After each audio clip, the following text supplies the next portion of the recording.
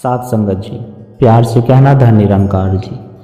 साध संगत जी, क्या कबीर का राम और सतगुरु का निरंकार एक ही सत्य है? साध संगत जी, चलिए जानते हैं इस विचार के माध्यम से। आशा है प्रवान करें और ध्यान से सुने। साध संगत जी, आज हम सब मिलकर सतगुरु की रहमत से एक ऐसे सफर पर चलते हैं जो शब्दों से शुरू होकर खामोशी में बोध में पूरा होगा। एक ऐसे रहस्य को समझने की कोशिश करते हैं जिससे सदियों से ब्रह्म ज्ञानी संतों ने गाया है और जिसे आज हमारे रहबर, हमारे सतगुरु हमें अपनी आंखों से दिखा रहे हैं। आज हम बात करेंगे साध संगत जी उन महान संत, उन ब्रह्मज्ञानी कबीर साहब की, जिन्होंने समाज के हर पाखंड पर चोट की साध संगत जी और एक ही सत्य का डंका बजाया। उन्होंने एक शब्द का बहुत प्रयोग किया और वह शब्द है साध संगत जी राम। आज हम सदगुरु की कृपा से यह जानेंगे कि कबीर का राम कौन है और उस राम को जानने का अर्थ क्या है। क्या कबीर का राम और हमारे सतगुरु का बताया निरंकार अलग अलग है या एक ही परम सत्य के दो नाम हैं? कबीर साहब एक बहुत बड़ा सवाल हमारे सामने रखते हैं। वे कहते हैं कि राम राम सब कोई कहे, कहबे राम राम सब कोई कहे, कहबे मिन विचार, सोई राम जो सत कहे सोई कोटि कहार। साध संगत जी गौर फरमाइएगा। कबीर साहब कह रहे हैं कि राम राम तो हर कोई कह रहा है, लेकिन कहने में जमीन आसमान का फर्क है। एक राम वह है जिसका नाम लेकर एक सत्य की खोज एक गुरसिक अपनी आत्मा को पुकारता है, और एक राम वह है जिसका नाम लेकर एक बाजीगर, एक बंदर का तमाशा दिखाने वाला अपना खेल शुरू करता है। शब्द एक ही है साध संगत जी, पर भाव और समझ का अंतर है। यही बात तो हमें सतगुरु समझाते हैं। केवल शब्द दोहराना भक्ति नहीं, भक्ति तो उस शब्द के पीछे छिपे सत्य को जानकर जीने का नाम है। कबीर साहब रटने पर, चिल्लाने पर जोर नहीं देते। एक पल के लिए सोचे महापुरुषों, जिस निरंकार को सतगुरु ने हमें बताया है कि वह कण कण में है, सहारंग में, सहारंग से भी नजदीक है, जो हमारी सांसों की डोर को थामे हुए है, उसे आवाज लगाने की क्या जरूरत है साध संगत जी? उसे आवाज लगाने की बहुत जरूरत है। आवाज तो उसे दी जाती है जो दूर है। यह निरंकार तो हमारा अपना ही स्वरूप है, हमारा अपना ही वजूद है। यह तो मैं के रूप में, तू के रूप में हर पल हर घड़ी मौजूद है। यह तो एक तू ही निरंकार है साध संगत जी। इसलिए कबीर साहब चीखने चिल्लाने को नहीं, मानने को नहीं, बल्कि जानने को कहते हैं। और यही जानना तो संत निरंकारी मिशन की नींव है, जिसे हम ब्रह्म ज्ञान कहते हैं। कबीर साहब संसार के दुखों को देखकर कहते हैं कि बहुत दुख, दुख की खानी तब बची हो जब राम जाने यह संसार दुखों की खान है। इस दुख के भवसागर से केवल वही बचेगा जो राम को मानेगा नहीं बल्कि जानेगा। जिसे राम को यानी उस घट घट वासी परम तत्व को, इस निरंकार को ठीक से जान लिया साध संगत जी, और उस जानने की युक्ति से सतगुरु की सिखाली से जीवन जीना सीख लिया, वह फिर किसी बंधन में नहीं पड़ता। यह जानना इतना जरूरी क्यों है साध संगत जी? क्योंकि इस जानने के बिना, इस ब्रह्म ज्ञान के बिना यह आत्मा 84 लाख योनियों के जाल में भटक भटक कर बस दुखी ही पाती है।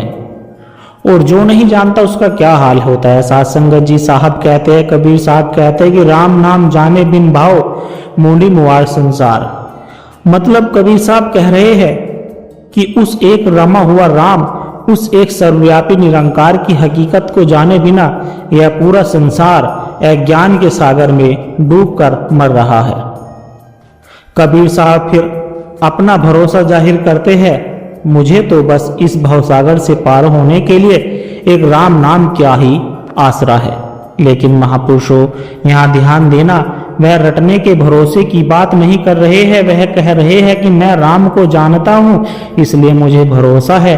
यह वही विश्वास है जो एक गुरसिक को ब्रह्म ज्ञान मिलने के बाद होता है। जब वह सिर्फ मानता नहीं बल्कि हर कण में निरंकार का वजूद जानता और देखता है, तो वह कौन है? यह राम। साथ संगत जी, कबीर साहब खुद ही पर्दा उठाते हैं कि राम नाम निज जान के छाड़ी देहु वस्तु खोटी, वह क्या कमाल की बात है। साथ संगत जी, यह राम नाम तो निज का है, यह तेरा अपना स्वरूप है, यह आत्मा ही उस परमात्मा का अविभाज्य अंश है। ऐसा अंश जिसे परमात्मा भी खुद स्वयं से अलग नहीं कर सकता। और जब तू इस अपने असली राम को, अपने आत्म स्वरूप को इस निरंकार के साथ जोड़कर जान लेगा, तो बाकी सारी खोटी वस्तुएं, तेरा अहंकार, तेरी नफरत, तेरा भेदभाव सब अपने आप छूट जाएगी। साथ संगत जी, पर दुनिया की विडंबना देखिए, हर दया बसे ते ही राम न जाना। जो निरंकार हृदय में ही बसता है उसे लोग नहीं जानते। उस एक रमे हुए राम, उस एक निरंकार परमात्मा को मंदिरों, मस्जिदों में, पत्थरों और मजारों में खोजते फिरते। और जब इंसान अंदर के निरंकार परमात्मा को भूल जाता है तो अंदर कौन कब्जा कर लेता है। साथ संगत जी, कबीर साहब कहते हैं, सबके अंदर काम, क्रोध और अहंकार का काला सर्प बैठा है और वह पूरे संसार को डस रहा है। इस जहर से बस वही बचेगा जो विचार पूर्वक सतगुरु की समझ लेकर इस निरंकार का सिमरन करते हुए, इसे एहसास में रखते हुए। आज लोग धर्म के नाम पर क्या कर रहे हैं? पूजा पाठ, स्नान, तिलक, ये सब बाहरी दिखावा है। कबीर साहब ऐसी भक्ति पर सीधे चोट करते हैं। कबीर साहब कहते हैं, करी स्नान तिलक दे बैठे, विधि सो देव पुजाई, आत्मराम पलक के बिसे, आत्मराम पलक में बिसे, रुधिर की नदी बहाई। इस दोहे को सोचकर रूह कांप जाती है। साथ संगत जी, सुबह सुबह नहा धोकर, माथे पर तिलक लगाकर मूर्तियों की पूजा की और फिर उसी ईश्वर को खुश करने के नाम पर आत्मराम यानी एक जीते जागते प्राणी की बलि देकर हत्या कर दी और खून की नदी बहा दी। धर्म के नाम पर लड़के खून की नदी बहा दी। ऐसे लोग आध्यात्मिक नहीं हो सकते। यह बात तो हमारे सदगुरु समझाते हैं, इंसान का खून नाड़ियों में बहे, ना कि नालियों में। जब हम किसी भी जीव से नफरत करते हैं, किसी को खुद से छोटा समझते हैं, तो हम भी तो उस परमात्मा की हत्या ही, उस आत्माराम की ही हत्या कर रहे होते हैं। साथ संगत जी, हम उस निरंकार की ही तो अपमान कर रहे होते हैं जो उस शरीर में भी बैठा है। इसलिए किसी को भी नीचा मत समझो, किसी के साथ भेदभाव मत करो, क्योंकि ऐसा करके आप सबके भीतर बैठे हुए उस परमात्मा का ही अपमान कर रहे हैं। कबीर कहते हैं, ऐसे पाखंड को देखकर हंसी आवे मोही, ऐसे पाखंड को देखकर हंसी आवे मोहे भाई। मतलब कि मुझे तो यह सब देखकर हंसी भी आती है और रोना भी आता है। ये कैसी भक्ति है? अगर जीते जागते इंसान और बेजुबान जानवर में बसते निरंकार को न पहचानना और उसकी हत्या करना धर्म है, तो फिर अधर्म क्या है? तो फिर कबीर का यह खटखट वासी निरंकार सत्ता है कहाँ? किसी ने कबीर से यही बात पूछी तो कबीर ने जवाब दिया कि मेरा नाम किसी एक जगह पर नहीं है, वह तो हर घट में रमन कर रहा है, इसलिए उसका नाम राम है। रमे निरंतर आत्मा सब घट आठों याम, यही से संतन धरा राम तसु का नाम। कबीर कह रहे हैं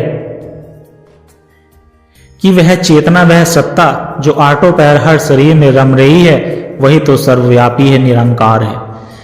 वह किसी में कम और किसी में ज्यादा नहीं है। कबीर तो यहां तक कह गए कि कहा कबीर यह हरि के बूता, राम रते कुकरी के पूता। वह कहते हैं कि यह सारा ज्ञान, यह सारी शक्ति उसी एक की है और वह राम तो एक कुतिया के बच्चे में भी उतना ही रम रहा है जितना किसी पंडित या मौलवी में। तो मेरे प्यारे महापुरुषों, साथ संगत जी, कबीर का संदेश और हमारे सतगुरु का संदेश एक ही है। यह हिंदू, मुस्लिम, सिख, ईसाई, यह ऊंच नीच, यह सब हमारे मन के बनाए हुए भ्रम हैं। जब हम भ्रम की ज्ञान जब हम ब्रह्म ज्ञान की नजर से देखते हैं तो हमें हर शरीर में बस वही एक निरंकार नजर आता है। कहा कबीर राम रम रहिए हिंदू तुर्क ना कोई। जब उस एक निरंकार में ही रम गए तो फिर कौन हिंदू और कौन तुर्क, असल में तो सब उसी एक पिता की संतान है, सब में उसी का नूर है, बस कहने का तरीका अलग अलग है। तो साथ संगत जी अगली बार जब राम शब्द सुने तो याद करे कि यह उसी निरंकार का संत नाम है जिसे लोग रामा हुआ राम कहते हैं, जो बाहर भी है अपने अंदर भी है।